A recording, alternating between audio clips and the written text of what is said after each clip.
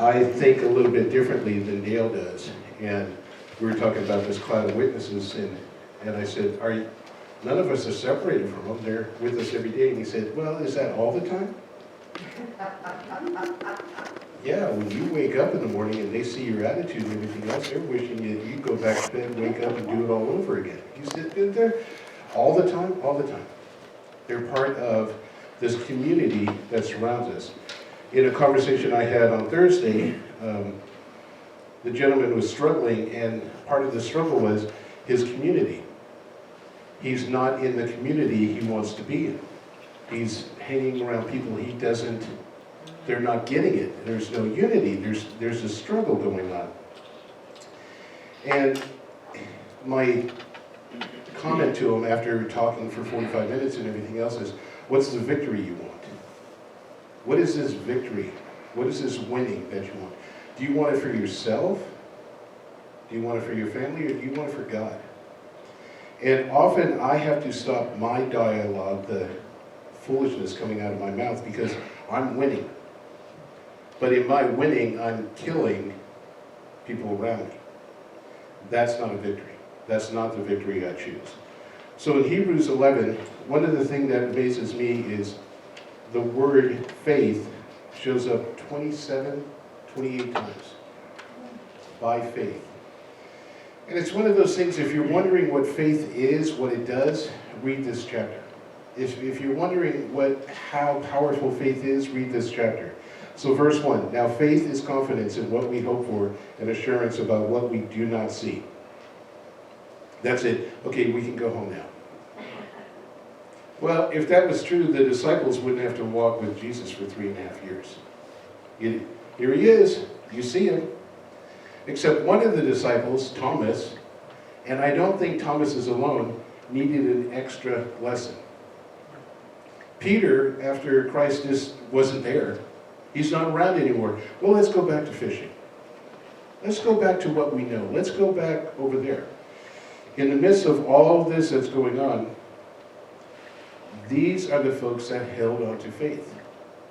One of the funniest ones for me is Sarah. The angel says, you know what? I'm going to bless you. God's going to bless you. And you are going to have all kinds of children. And it's going to come from this man over here. And in chapter 11 it says, she looked at him as if he was dead. You're going to rise up from the foolishness of your life, and you're going to be able to accomplish much. My life is dead. I don't have any hope. There's nothing about my life that I can do. It's dead. It's over. There's nothing. It was different. And Sarah not only did that, she laughed. Sarah, you're going to have a baby with that man. Excuse me? Oh, I'm sorry. And she had to turn and readdress it. There's this thing of faith that we don't always participate in. And it is faith itself. You can tell me, unto you a child is born, unto you a son is given. That's great. I've heard it. I can sing that song. I'm going to say, unto you, a new thing is given to you. Today, there's a chance to pick up a new baby, something perfect, something wonderful, something unblemished, something that has promise and strength given unto it, something that carries the governments, the ruling on its shoulders, something that is so alive and so active and everything else, something that will redeem your life. Today, it's given to you and everything else. I don't deserve it. The problem with our faith is we don't believe it. I believe when I go home, my wife will be there, and she'll be happy to see me. Because I've touched the evidence of it. I've seen the evidence in the past. I believe when I come here to church, that God will meet me here. This morning, I am blessed. I get here before anybody else gets here. The building's dark and everything else. I get to set up the coffee. I get to turn on the microphones. I get to play music loudly. I get to have time. I get to pray on the cross. I get to do that. And I sing loudly. I'm blessed. And the thing that makes it possible is I have faith that this building will be here. I have a faith that God will be here in this place when I do it. I have a belief that God will absolutely not deny me if I surrender myself to Him.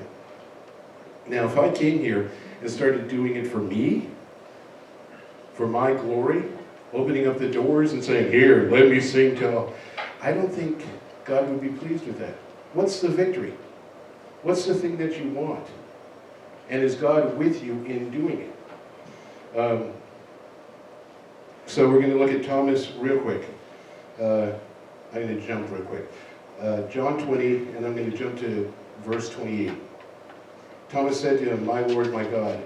Verse 29, Jesus told him, because you have seen me, you have believed. Blessed are those who have not seen and yet have believed. By faith, jumping back to Hebrews, by faith Abel brought God a better offering. By faith he was commended as righteous. And by faith Abel still speaks even though he is dead today. There's this, I love the fact that they're still with us. Abel still speaks. Rahab is still with you.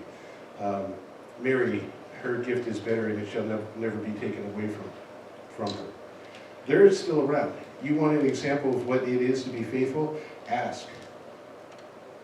One of the blessings that Christ committed is the father ran to Christ and said, please, my daughter, you've got to help her. And he said, let me go to your house. You don't have to go to my house. Just please say the word that she's healed and everything else, and it'll be done and everything. She's healed. Thank you, but help me with my unbelief. Help me. We're not complete, we're not done. But there's this thing of you have enough faith. You do. It's inside of you. It's just cultivate it, grow it. Let it be. Let it establish itself. Speak of it. Share it. Sing of it. You have that faith inside of you. Verses 8 and 10. By faith, Abraham, when called to go to a place he would later receive as his inheritance, obeyed and went, even though he did not know where he was going. Again, I tell this story. I was designed to go to Alaska. That's why I have this polar bear suit on, and I was designed to go there. You don't know that you may not know the story. One January, the ice was coming down and it was starting to back up and everything else. And we lived on the Tanana River, and as it was filling up and everything else, it backs up and jams up. And that's good because now you can have an ice bridge, and it kept doing it. And I was waiting, but it had been 14 hours since I had my last meal. And I was on the island, and over there was the kitchen, and I was determined to get my breakfast. And you people can't tell me I can't, and I'm coming to get my breakfast. And the ice had jammed up really nicely and everything else. And the single guys living on the island, and the rest of the farm living over here. And the guy said, Frank, you should wait. No, I'm hungry.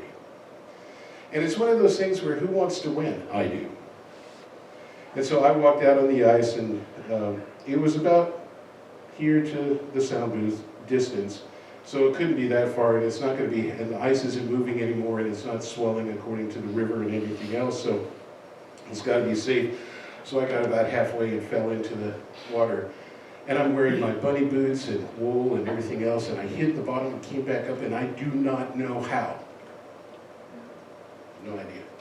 My faith is very active right now, standing on top of the ice. God help me. And God said, turn around and look where you were going. 40 miles until I hit Fairbanks. There's nothing in the way. So God said, are you happy where you are? As long as you keep me warm, as long as you keep me on top of the ice. And he did. I had to stand there on top of the ice for 30 minutes. The outside of my clothes, I was wearing about 4 inches of clothes. They all froze except for the inner half inch, and that was wet, but I was staying warm. I whistled as hard as I could for as long as I could, and they finally heard me, and they came down and got me off the ice, throwing 2x6s out there so I could walk across it. By faith. Sometimes you're going to be in the midst of a situation that is utterly impossible. You're going to have children with this man that you view as dead.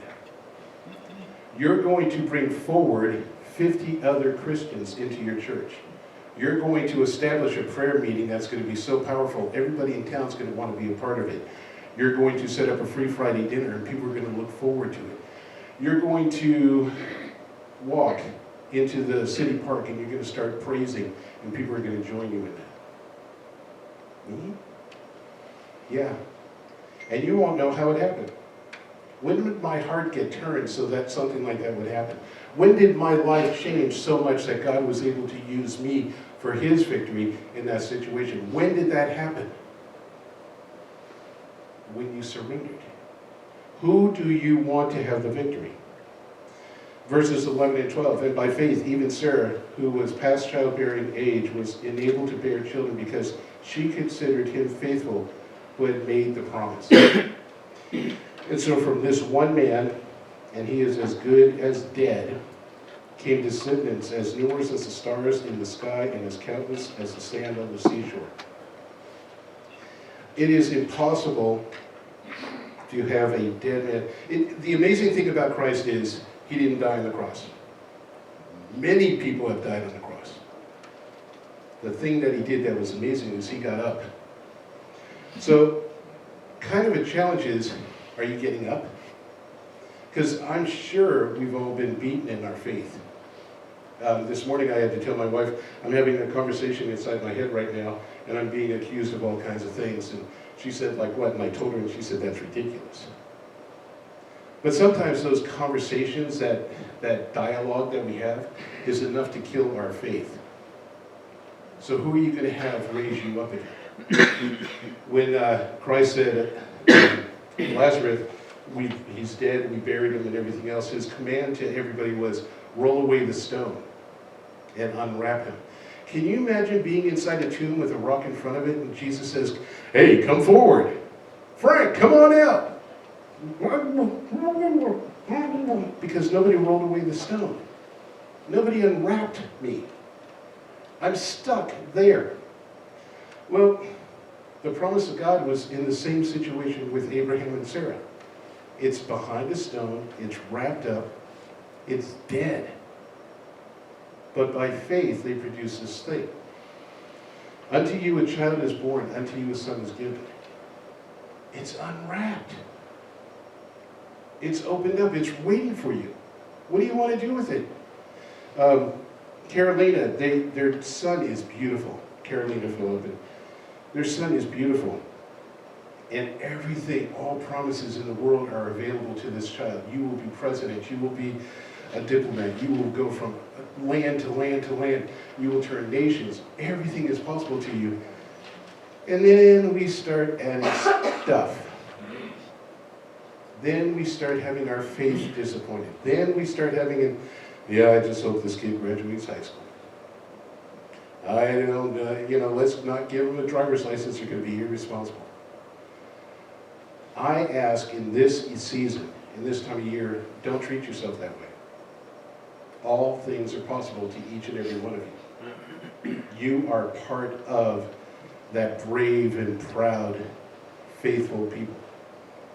So be that way. If you need a stone rolled away, if there's something in your way that we can help with, ask us. What's the reason for prayer? To remove the stone, to unwrap you from the tomb clothing. I am always amazed that when Peter and John got to the tomb, Christ returned naked to his Father. How do you know that? Because his death clothes were on the thing, and they were folded. Man, he folded his stuff up. And then he went and joined his Father. Because he believed that he was his Father's son. Dad, I'm coming. I'm coming back to you. Verses 13, 16.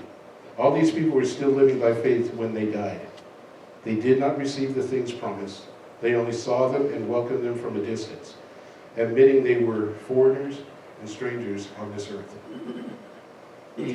People who say such things show that they are looking for a country of their own. If they had been thinking of the country they had left, they would have had opportunity to return. Instead, they were longing for a better country, a heavenly one. Therefore, God is not ashamed to be called their God, for he has prepared a city for them. The hardest thing that to do is to believe that forward is better than what is behind us. Peter had that moment where he decided to go fishing. Jesus isn't here. We're stuck together. They're hunting for us out in the streets and everything else. If we do anything wrong, they will find us, they will arrest us, they will kill us. Let's go fishing. And they go down to the shore and they go fishing, and they take the boats out and everything else, and they fish for a while and nothing happens. Here's the funny part of the story. Jesus is standing over there with a meal cooked. You don't even have to go fishing. I got breakfast ready for you. Come on in. Put the net on the other side. You know what? Stop telling me what to do. I've said that before. God will say, you know what? I need you to go do one more thing. Stop telling me what to do. Never. God, keep telling me what to do. Help me with my unbelief. Help me to follow you wherever you go. So Peter throws the net on the other side and gives an exact number, and I think it's 78 fish that they caught. But upon catching the fish and everything else, he still doesn't recognize who that voice is, where that voice comes from and everything else. And then finally they said, look, isn't that the one? Whoa! And with full of excitement and everything else, he jumps out of the boat, he runs across, and he goes and he joins Jesus on the shore. Peter, you could have done that 3 days ago. You could have been here multiple days ago. You didn't have to wait till now. So in this holiday season, in this time of, my wife has changed it, it said Happy Holy Days. So she's separated. Instead of Happy Holidays, it's now Happy Holy Days. In these Happy Holy Days, what are you pursuing? The same gentleman on Thursday said, I just want to be happy. And I said, that's not one of the gifts of the Spirit. I want to be happy. How about peace, joy, love? How about one of those? I just need patience. Don't pray for patience. Pray for love, for in love you find patience. We've turned scriptures sometimes sideways and everything else, but the one thing that we have always is Christ.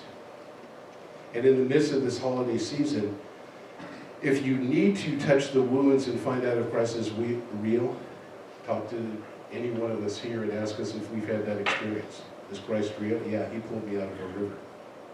He pulled me out of a sinking boat one time. He saved my life when I received the Holy Spirit. I was at a party, and I didn't know what was going on, and they started worshiping, and that was really cool. And then they walked over and put their hands on top of me, and that was really cool. Then all of a sudden, these strange words came out of my mouth, and I coughed up this. Something new happened. Do I believe in God? Absolutely. I came into this town, and I had sobered up and everything else, and I went to a church meeting, and the first song that they sang was I'm Coming Back to the Heart of Worship. Boy, I hated you folks. Man, how did you know? But that was the most important song I'd ever heard in my life. Because it was exactly what I needed, and it was exactly how my Father, who loves me, treated me. In the midst of everything that's going on, have faith. In the midst of everything that's going on, believe that Christ is here with you. In the midst of everything that's going on, if you need evidence, ask somebody. It's there. Somebody in this room, everybody in this room, has evidence that God is alive and active. We have holes, we have wounds, we have scars. But the other thing we have is healing, and we have life.